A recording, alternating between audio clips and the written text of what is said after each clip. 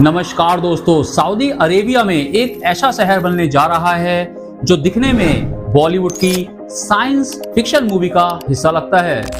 एक ऐसा भविष्य का शहर जो एक सीधी लाइन में डिजाइन किया गया है, 170 मीटर लंबी लाइन।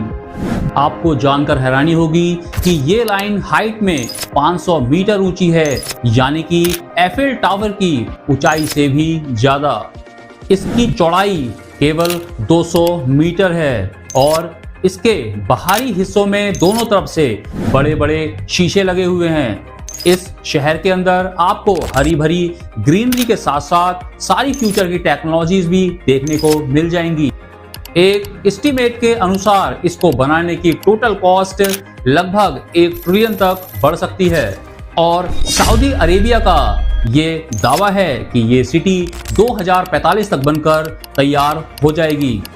क्या सही में ये पॉसिबल हो सकता है और इस तरह की सिटी से क्या फायदे और क्या नुकसान होने वाले हैं और आने वाले समय में दुनिया पर इस तरह की सिटी का क्या प्रभाव पड़ेगा, आइए जानते हैं इस वीडियो के माध्यम से।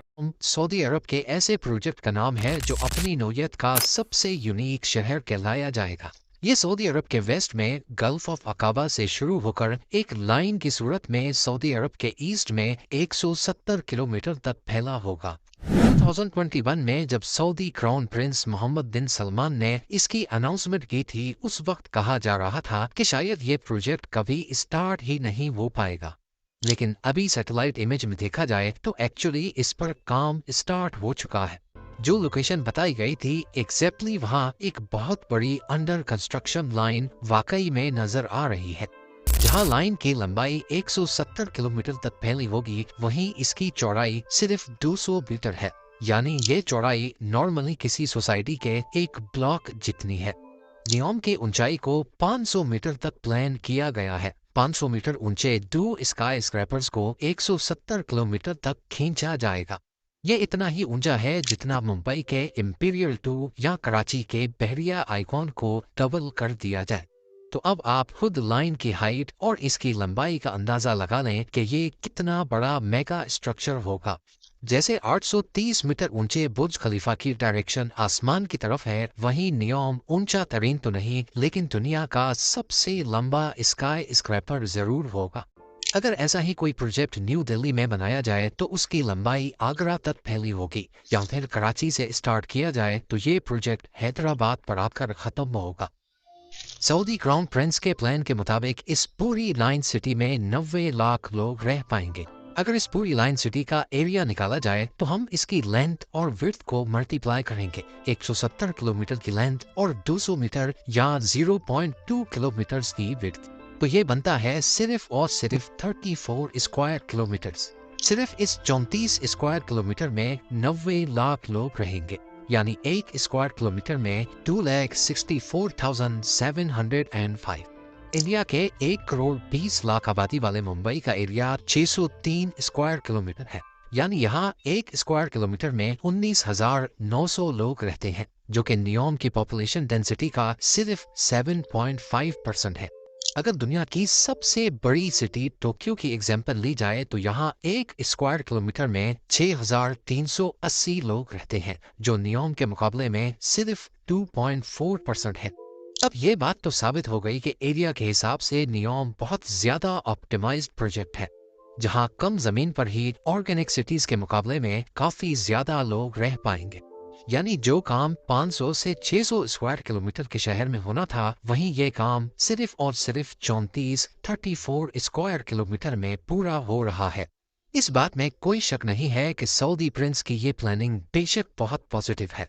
जिस स्पीड से दुनिया की पॉपुलेशन बढ़ रही है, नियोम जैसी प्री प्लान्ड सिटीज ही फ्यूचर में बाजी ले पाएंगी, क्योंकि इसमें ऑर्गेनिक शहरों के मुकाबले में ज्यादा लोग बहुत कम रिसोर्सेज पर रह पाएंगे। इनको जल्दी भी बनाया जा सकता है और काफी ज्यादा सस्ता भी। इस किस्म की सिटीज को लीनियर सिटी कहा जाता है, क्योंकि नियोम एक प्लान्ड लीनियर सिटी है। इसी वजह से इसके काफी फायदे भी हैं। जैसा कि नॉर्मल सिटीज में रिसोर्सेज काफी ज़ाया होते हैं, लेकिन लीनियर सिटी में सब कुछ प्लान होने की वजह से रिसोर्सेज का लॉस ना होने के बराबर होता है। जिससे ऑपरेटिंग कॉस्ट भी कम हो जाती है। इसका अंदाजा आप इस बात से लगा लें कि मेक्सिको सिटी की पॉपुलेशन भी नियोम की प्रोपोज पॉपुलेशन जितनी ही है। लेकिन अगर मेक्सिको सिटी में सारे रोड्स को ऐड कर दिया जाए, जिसमें मेन रोड्स, स्ट्रीट्स और एक्सप्रेस वेज भी शामिल हैं, तो यहाँ टोटल 3 लाख किलोमीटर से भी ज्यादा रोड्स बनाए गए हैं। इस रोड नेटवर्क को वन पीस में बनाया जाए तो ये अर्थ के 7.5 चक्कर लगा सकता है। इसके मुकाबले में सेम पॉपुलेशन वाले नियोम में सिर्फ 170 किलोमीटर का रोड नेटवर्क होगा। नियोम की इस लाइन सिटी में सबसे ऊपर पेडेस्ट्रियन लेयर रखी गई है, जहां कोई गाड़ियां नहीं चलेंगी। दूसरी लेयर को सर्विस लेयर का नाम दिया गया है, जिसमें गाड़ियां भी चलेंगी और शॉप्स भी इसी लेयर में होंगी। और तीसरी स्पाइन लेयर होगी, जिसमें fully artificial intelligent high speed train का नेटवर्क होगा। किसी को भी पूरे नियोम के 170 किलोमीटर में कहीं भी जाना होगा, वो लिफ्ट के जरिए स्पाइन लेयर में जाएगा और ट्रेन में बैठकर अपनी मंजिल पर रवाना होगा। इस पूरे 170 किलोमीटर को ये हाई स्पीड ट्रेन सिर्फ 20 मिनटों में कवर कर पाएगी। ये 20 मिनट तो हम किसी मेट्रोपॉलिटन सिटी में ट्रेवल के दौरान ट्रैफिक सिग्नल्स पर ही जाया कर देते हैं। तो अब सवाल उठता है कि अगर लीनियर सिटीज के इतने ज्यादा फायदे हैं, तो फिर नियोम जैसे दूसरे प्रोजेक्ट्स दुनिया में कहीं और क्यों नहीं बनाए जा रहे। हकीकत यह है कि लीनियर सिटी का ये आइडिया काफी पुराना है और इसको इम्प्लीमेंट भी किया गया था, पर यह ऐसे काम नहीं करता जैसे सोचा जा रहा है। 19th सेंचुरी में मैड्रिड की एक डिस्ट्रिक्ट में प्लान्ड लाइन सिटी बनाई गई थी। इसको सिउडेड लाइनियल का नाम दिया गया था। इसकी विड्थ 400 मीटर थी, नियोम से डबल, और इसको 50 किलोमीटर लंबा प्लान किया गया था, लेकिन कंस्ट्रक्ट सिर्फ 5 किलोमीटर ही किए गए थे। आइडिया ये था कि वक्त के साथ साथ इसमें इजाफी सेक्टर ऐड करके इसको मजीद लंबा कर दिया जाएगा। पर अगर ग्राउंड सिचुएशन देखी जाए तो आपको ये बात जानकर हैरत होगी कि मैड्रिड में आज इस लाइन सिटी को ढूंढना काफी मुश्किल है। ये है वो 5 किलोमीटर की लाइन। आज इसके गिर्द फैले शहर ने इसको पूरी तरह से छुपा दिया है, और असल में होता भी यही है।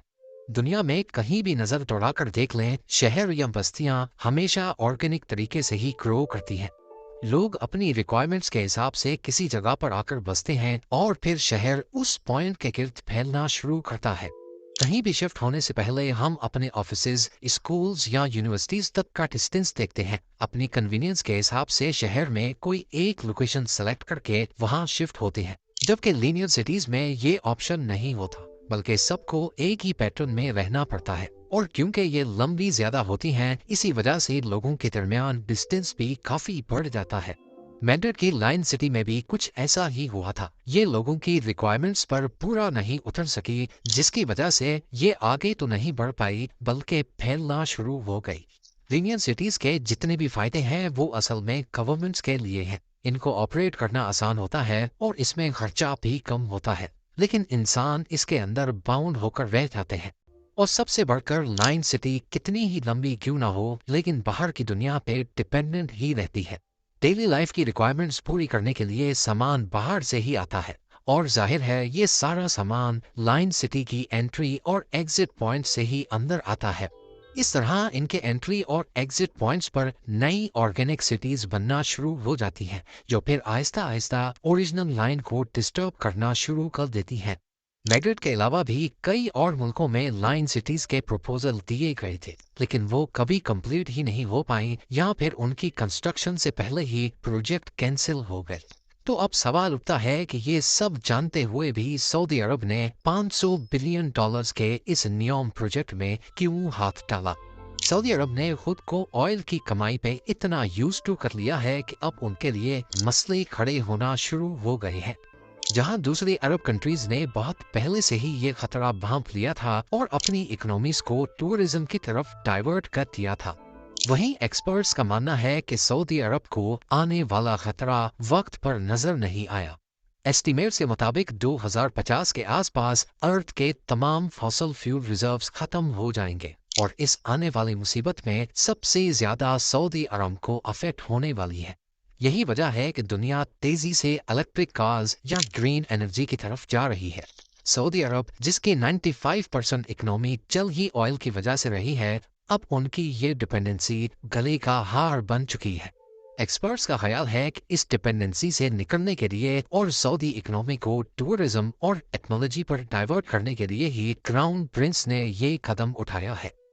सऊदी का मेन सोर्स ऑफ इनकम है सऊदी अरामको, जिसकी कुल मालियत $2 ट्रिलियन है। पर ये पैसे तो ऑयल कंपनी की वर्थ है जो इनको हर साल $120 बिलियन का प्रॉफिट जनरेट करके देती है, जिसमें से करीब 70 बिलियन तो कंट्री के खर्चों में बजट की सूरत में चले जाते हैं। पीछे बचते हैं $50 बिलियन। यानी अगले 10 सालों तक अगर यही प्रॉफिट बरकरार रहा तब जाकर सऊदी नियोम के $500 बिलियन का खर्चा बर्दाश्त कर पाएगा। और अगर किसी वजह से ये प्रोजेक्ट फेल हो गया तो फिर सऊदी अरब के पास अपनी इकोनॉमी को डाइवर्ट करने का, दूसरे इनकम रिसोर्सेज ढूंढने का वक्त नहीं बचेगा।